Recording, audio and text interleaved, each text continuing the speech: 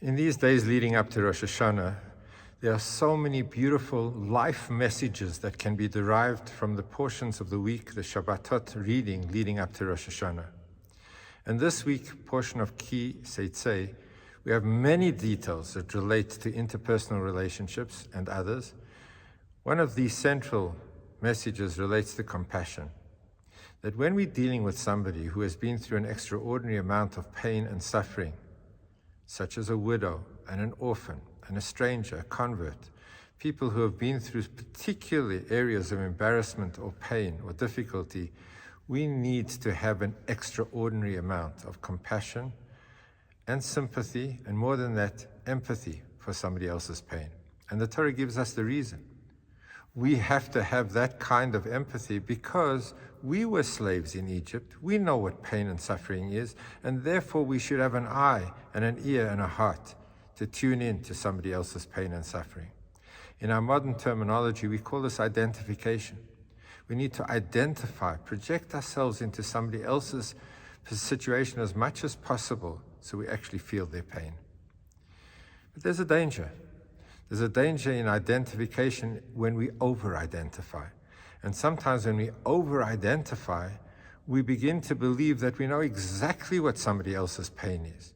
I've been through pain, and one can be arrogant in looking at somebody else's pain and saying, I've resolved my pain, I managed to pull myself out of it, I pulled myself together, so I expect you to do the same. I have an expectation of you, because I know exactly how you feel, and obviously we don't.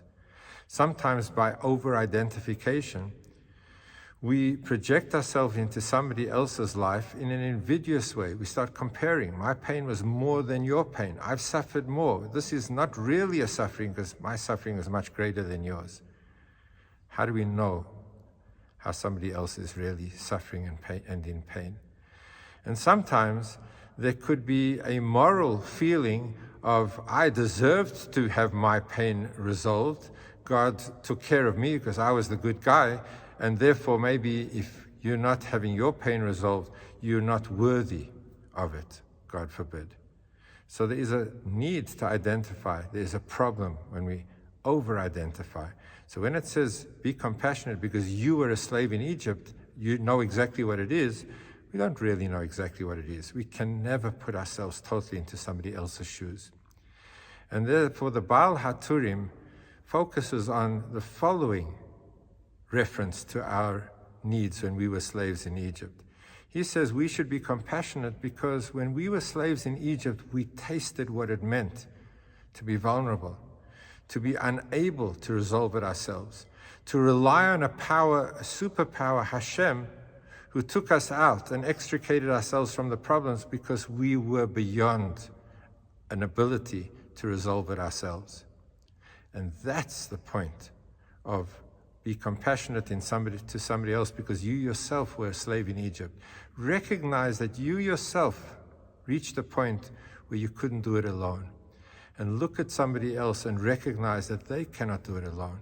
And we can intervene, and we can become an energy and a power and a means by which we assist them and help them to resolve their problem.